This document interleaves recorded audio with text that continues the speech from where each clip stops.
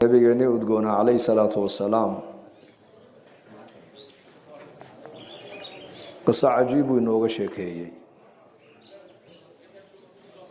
oo cibro qaadasho leh.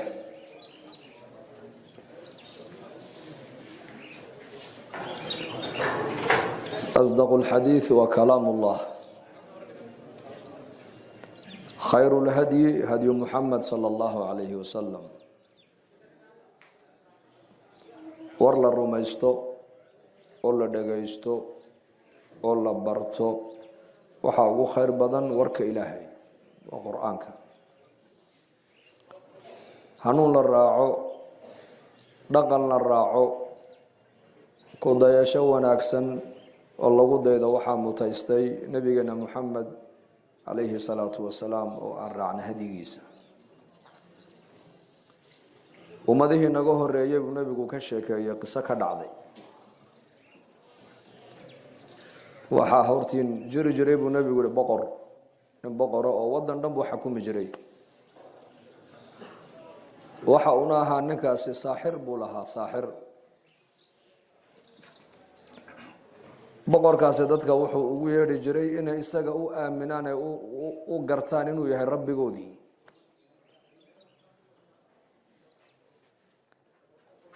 waxaa dhacday marka duqii saaxirka ahaa ee cilmi sixirka u qaabilsanaa ayaa ka gaboobo da'diisii baa weynaatay. marka boqorkiibaa saaxirkiibaa yaa yidhi boqorow cilmigan cid aan baro u yeedh buu ka yidhi, cilmi sixir. inan yar buu markaa boqorku u doortay inuu cilmiga uu ka soo barto odayga saaxirka. yarkii yaraa dariiqa uu sii marayay marka uu ninka cilmiga uu ka baranayo wuxuu kala kulmay nin isaguna mu'min ah oo Ilaahay aaminsan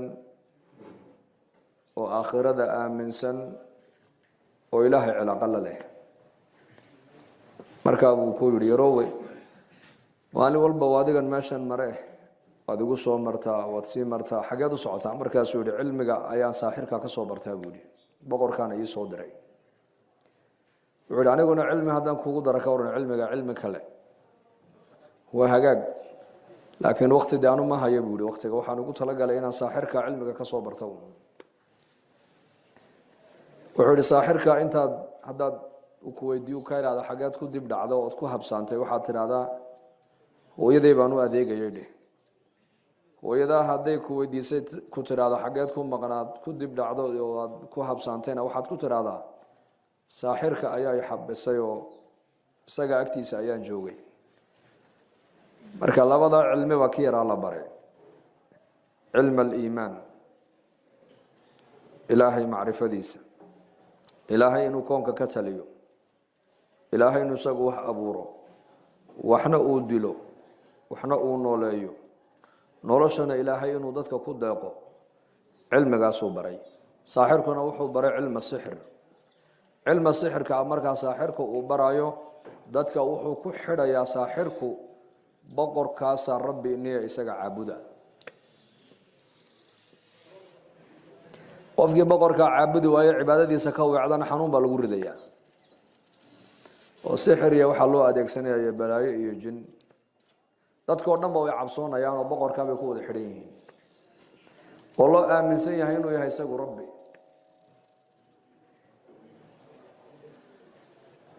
dariiqii yarka yar uu mari jiray maalin maalmaha ka mid ah ayuu arkay dad aada u fara badan oo waddadii dhooban. markaasuu dadkii ku yidhi maxayna dhigay waddadan? waxay idhaahdeen daabad dadka cunaysaa dariiqii fadhiisatay, deedna meelaan ka marna ma haysan. yarkii yaraa wuxuu yidhi labada cilmi sixirka uu saaxirku ibarayay iyo cilm aliimaanka uu ninka raahibka suufigu uu ibarayay ka ilaahay tabaaraka wa tacaala uu jecel yahay, ilaahay uu aqbalo ee ilaahay agtiisa laga yaqaano maantaan jarrabayaa buu yidhi. dhagax intuu qaaday buu daabad markaa waa daabad dadka cunaysa ama waa libaax ama waa cankaas. wuxuu yidhi magaca ilaahay baan ku ganay buu yidhi dhagaxaasi, daabaday magaca ilaahay ku dhimo. dhagaxii yaraa markuu ku dhiftay libaaxii uu dhintay. إلا dhagaxan waxa lagu tuuray ilaahay magaciisa bismillaah baa lagu ganay dadkii oo dhan dariiqii bay mareen ka yara uu soo socday ninka raahibka suufiga ee muuminka ahaa buu u yimiday markaa buu ku yidhi cilmigaad adigu i baraysay ba xaq ah cilmiga saaxirku baatil buu noqday waxba kama jiraan markaa ninkii baa yidhi haddaba aniga maanta adaa iga fadli badan waayo karaama ayaad aragtay karaamad aaya ilaahay ku tusay aayad oo gargaarka ilaahay baad ishaada ku aragtee laakiin waa lagu imtixaami doonaaye anigana ha isoo sheegin adiguna adkaysa buu ku yidhi saaxirkii weynaa baa dhintay halkii saaxirku uu fadhin jiray buu yarkii yaraa uu fadhiistay laakiin dadka sixirka u adeegsan maaye kursigu waa kursigii saaxirka weeyaan uu fadhiisan jiray laakiin shakhsiga fadhiistay waa shakhsi muumin oo ilaahay aaminsan mu'min billaah dadna markaasoo jaliisul malik nin oday ahaayoo raggii boqorka ag fadhiisan jiray nin ka mid a ayaa indhabeelo araggiiba ka tegey dadna markaa boqorkiiba ku yidhi yarkii yaraa saaxirkiiba ku soo daweynaye orodoo maaragtaane boqorka ikaa soo diray ku dheh qaraabadiisii baa ninka intay gacanta qabteen bay yarkii u geeyeen markii loo soo geliyey buu yidhi boqorka ikaa soo diree araggii baa iga tegey aragga ii soo celi markaa yarkii baa ku yidhi anuu aragga ma qaado mana soo celiyo buu ka yidhi aragga anuu ma qaado mana soo celiyo oo aragga ayaa qaado ayaana soo celin karaa kaasi waa allah buu yidhi allah markaasuu yaabay ninkii rabbiga unba aragga bini aadanka siiya soona celin karaa markaasuu yidhi dee rabbigu waaba ka ii kaa soo dire oo boqorkane u haystaan iyaku markaa inuu yahay rabbi dadna markaasuu ku yidhi shardi buu ku xidhay marka anuu ilaahay baan kuu baryi inuu ilaahay aragga kuu soo celiyo laakiin adiga waxaan kaa rabaa keliya inaad ilaahay adaamintid adiguna qof bini aadan oo araggii ka maqan yaho iimaan lagu xidhay ka warrama islaamnimo lagu xidhay ma yeeli mise udiidi ya wuu yeeli u yeelay shahaadateyn shahaadadii buu ku qoray hortiisa shahaadat alxaq yarkii yaraa ilaahay buu u baryey deedna ilaahay araggii buu u soo celiyey ninkii oo lugihiisa ku socdaa boqorkii u yimiday boqorkii baa ku yidhi man radda calayka basaraka ayaa araggii kuu soo celiyey markaasuu yidhi rabbi rabbigayba aragga ii soo ceshay markaasuu yidhi awalaka rabbun hayrii rabbi anigaan ahayn adigu maad samaysatood leedahay markaasuu yidhi haa rabbii wa rabbuka allah rabbigay iyo rabbigaagu waa kuma waa kee waa keede allah ma odhan karaysin allah allah u yaabay waa la qabtay diintaad la timid dee ka noqo kama noqonaya buu yihi waa la dilay yarkii baa la soo qabtay boqorkii baa ciidan u diro waa la soo qabto waxaa lagu yihi cilmigan ayaa ku bare sheeg cilmiga saaxirka ma ahe ile saaxirku dadka ninkan uu ku xidhi jiray boqorka yarkanna dadka wuxuu ku xidhayaa ayuu ku xidhayaa ilaahay buu ku xidhayaa dadna markaasuu ninkii suufiga ahaayee muuminka ahaayee cilmigan baray buu markaa yarkii yar ayuu tusu yihi ninkaasaa cilmigay baray aniga ninkii raahibkii baa la soo qaaday dhulka intoo la qoday baa la yidhi yaa intaa loogu dhex riday markaasaa labada gacmoodna lagu kala xidhay laba geed markaasaa halkaa madaxa bartamihiisana minshaar ayaa loo saaray markaasaa lagu yihi diintan aad la timid ka noqo markaasuu yihi kama noqonaya buu yihi waa ninkii suufiga ahaa ee muuminka ahaa dadkaasi islaamnimada agtooda qiimo ku lahayd innaka soomaali haddaan nahay markay soomaalidu cadhooto diin caygay ku cadho baxdaba sida ma xadiinta u cay waa layga cadhaysiiyey buu ka odhan maxaad ilaahay u aflagaadayn oo kana naga cadhaysiiyey dee diintu agteenna maanta qiimahay leedahay gaalada waxay ugu dhiiradeen inay nebi maxamed maanta aflagaadeeyaan waxay ogaadeen meesha nebi maxamed uu naga taagan yahay bay ogaadeen maanta innaka in dhaqankii islaamka dhaqankii nebigeenna sunnadii nebigeenna sal alla alay slam meeshay naga taagan tahay iyaga maanta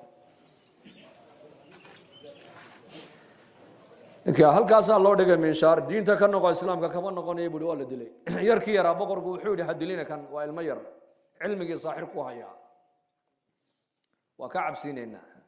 ciidan baa loo dhiibay buurtaa baarkayga fuushiya buurta dusheeda saara halkaa dul joojiyo markaa ka cabsiiya hadduu diinta ka noqdo noo soo celiya hadduu diinta islaamka ka noqoni waayana halkaa ka tuura buu yidhi waa ilmo yar gulaam 12 jir 13 jir 14 jir buurtii markay bartamaha la marayaan waa la fuulayaa buurtu waa buur dheer ayuu cirka gacmaha u taaga saasuu eega samada allahumma ilaahu cadowga la igu soo daray sidaad adigu doonto ilaahu cadowga aniga igaga kaafi buu yidhi fartajat aljabal buu nabigu yidhi calayhi salaatu wasalaam buurtii baa gilgilatay sidaa u gilgilatay ciidankii lagu soo daroo dhan way wada daateen way wada dhinteen ilaahay yarkii yaraana isaga uu joojiyo halkiisii buu ku hayay markay ciidankii loo soo dhiibay ay wada dhinteen ee buurtii ka soo shalwadeen ayaa yarkii yaraa isagoo cagihiisa ku lugaynaya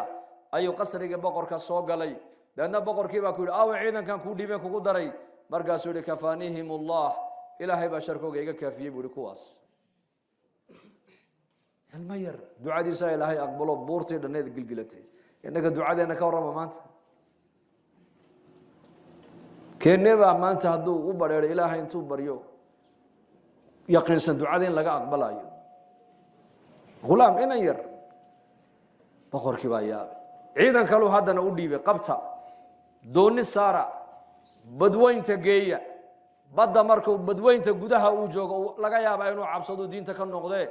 ka noqo dhahado hadduu diinta ka noqdo ii soo celiya hadduu diinta ka noqoni waa in halkaa ku tuura buu yidhi bartamaha markay marayaan buu yidhi ilaahow cadowgaa la ii soo dhiibay sidaad adigu aad doonto cadowga ilaahu igaga qabo buu ka yidhi baddii baa kacday dhammaantood baddii bay wada galeen oo way wada dhinteen isaga keligii baa ilaahay ku reebay doontii dhexdeeda xeebtii buu yimiday isagoo lugaynayo qasriga boqorka soo galay boqorkii baa yidhi aawe ciidankan kuu dhiibnay kugu daray markaa buu yidhi ilaahay baa iga kaafiyey buu yidhi yaa ka kaafiyey allah tabaaraka wa tacaala sidaa inaka dhallinyaradenu ilaahay may ugu xidhan yihiin maanta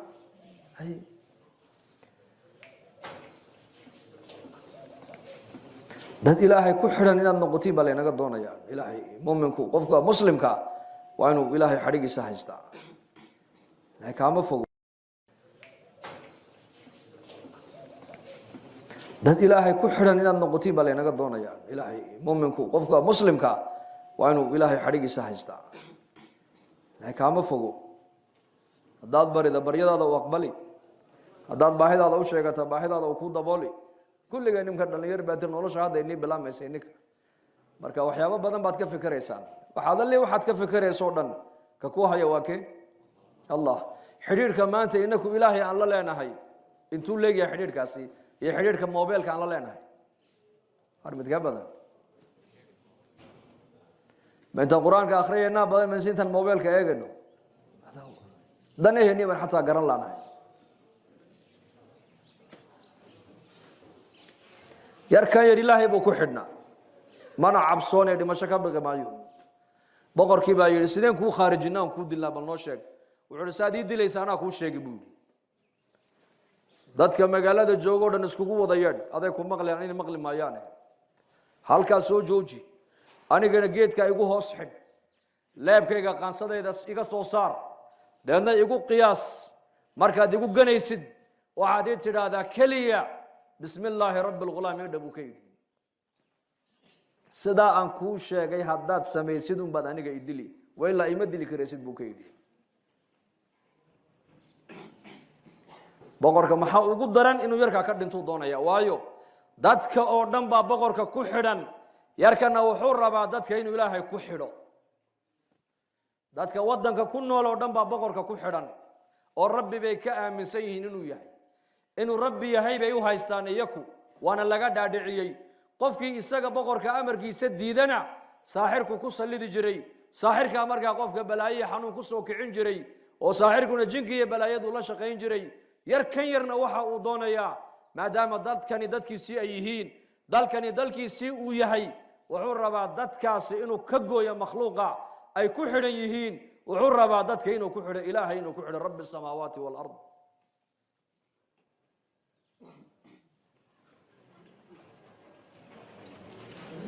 sidii buu yeelay boqorku ila inuu ka dhintuu rabaayeen dadkoo dhan baa la iskugu yeedhay hal qof magaaladii laguma reebin yarkii yaraana meel baa lagu xidhay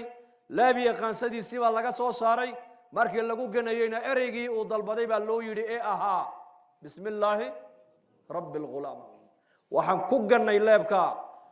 ilaahay magaciisii magacee ghulaamkaa yar weliba rabbigiisa magaciisii halkaasuu ka galay halkaa buu ka baxay uu dhintay nafta waxaan ka jecelnahoo kale muu jira isagu naftiisiibuu diinu waayey inuu ummaddiisa gaalnimada uu ka badbaadiyo naftiisiibuu u huray isagu innakana maanta salaadeenii baa galabgalab ah taan imika intiina idhaahdo intii salaadda subax soo tukato gacmaha taaga ma waxaanu malin tiradu inay badnaanayn laakiin toddobada iyo barhka halkaa haddii la yidhah albaabka waa la xidhi waad joogtaa waayo adduunyadaad ka fikiraysaa aakhirada kuguma weyna maanta adiga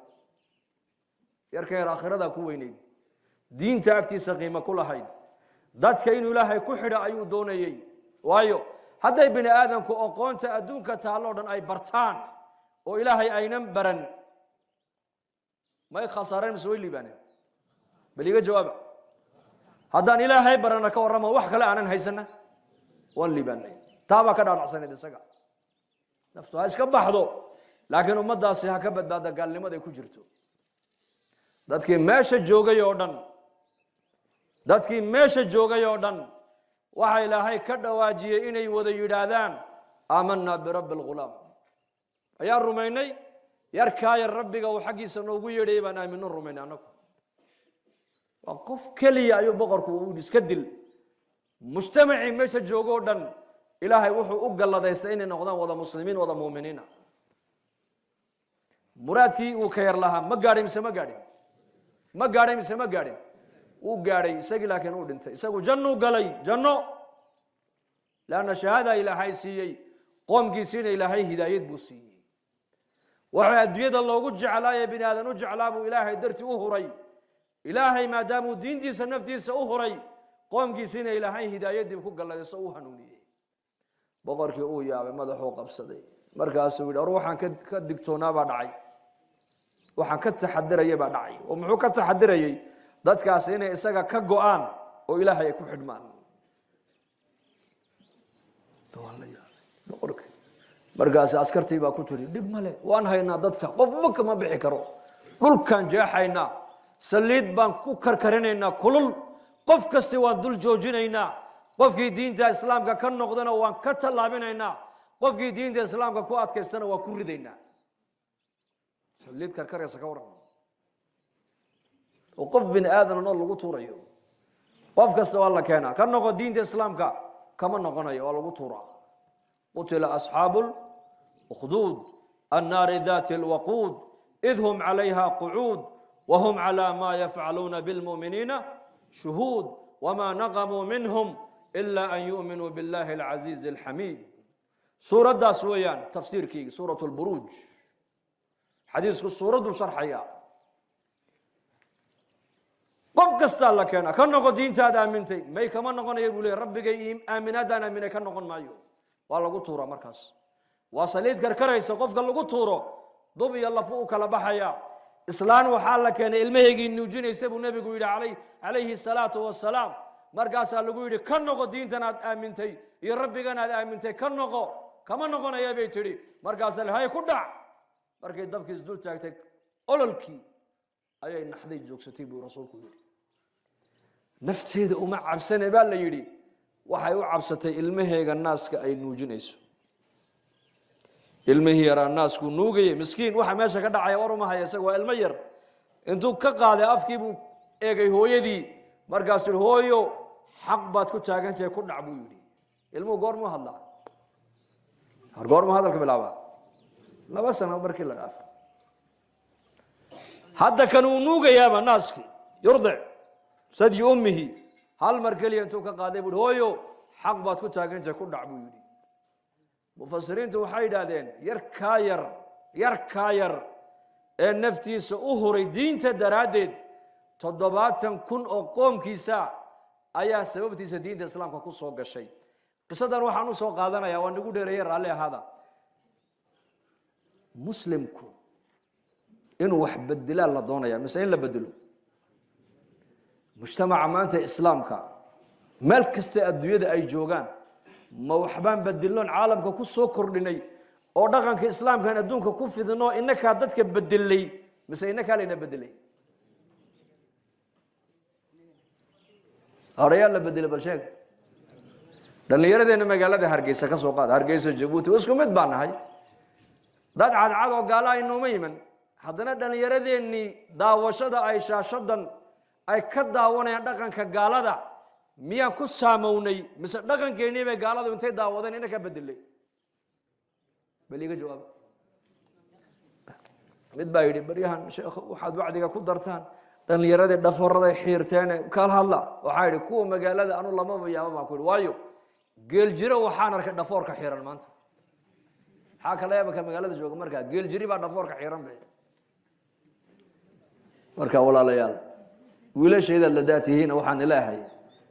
muslimku waa inuu wax bedelo weeyaan in la bedelo maaha waxbarashadana ku dadaala waan u baahannahay in wax la barto in qofka muslimku dhakhtar noqdo inuu injineer noqdo inuu professor noqdo inuu mutacallim noqdo waan u baahannahay laakiin waxaasoo dhan waxaa asaas u ah waa inuu qofku ilaahaysa ka cabsado ilaahay ku xidhnaado haddaad ilaahay ka cabsoonaynin ood iimaan iyo alla ka cabsi lahayn oo ilaahay ku abuuray aanad garanaynin dibloomkan iyo digriigan iyo shahaadadan aad qaadanaysid waxba ku kordhini mayso ogow waa warqad un waxa dadka kugu daraya waa akhlaaqdaada waxa dad kaa dhigaya waa akhlaaqdaada waxa qof wanaagsan kaa dhigaya waa akhlaaqdaada akhlaaqdaasina waa akhlaaqday diinteen islaamka ay noola timid weeyaan insha allah dhahada